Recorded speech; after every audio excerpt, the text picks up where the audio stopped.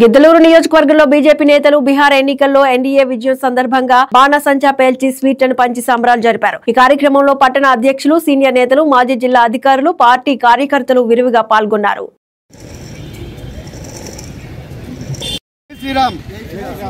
ఈ రోజు గల్లీ నుంచి ఢిల్లీ దాకా, ఢిల్లీ నుంచి మహారాష్ట్ర దాకా, మహారాష్ట్ర నుంచి హర్యానా దాకా, హర్యానా నుంచి బీహార్ దాకా ఈరోజు తిరుగులేని మెజారిటీ, చరిత్రలో ఊహించని విధంగా ఈరోజు 208 సీట్లు భారతీయ జనతా పార్టీ ఎన్డీఏ కూటమి ఈరోజు సాధించింది।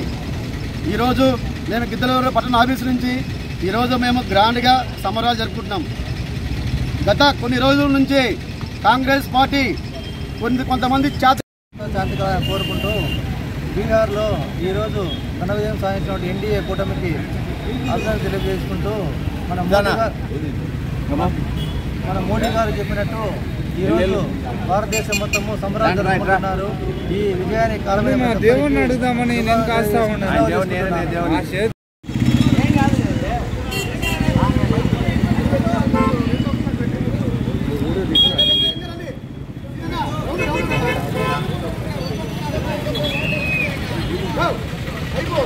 విమర్శిస్తున్నారు।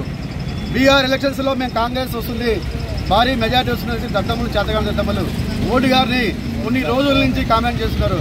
ఈరోజు ప్రజలు ఓటుతో బుద్ధి చెప్పినారు।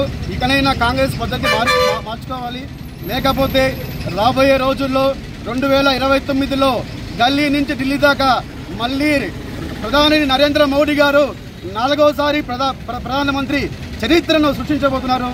కాబట్టి ప్రతి ఒక్కరు కూడా ఈరోజు మన ఢిల్లీలో మొన్న బాంబ్ బ్లాస్ట్ జరిగింది, అలాగే జమ్మూ కాశ్మీర్, ఇవన్నీ కూడా ప్రజలకు ఒక మార్పు, ఒక సంకేతం, ఈరోజు మంచి సంకేతంతో ఈరోజు మన ఎక్కడైతే మన మెజారిటీ గెలిచామో బీహార్లో 92 లక్షల మంది మహిళలు ఈరోజు ప్రతి ఒక్కరు ఓటు మిస్ కాకుండా కూడా ఈరోజు మహిళలందరూ కూడా బీజేపీకి పట్టం కట్టారు।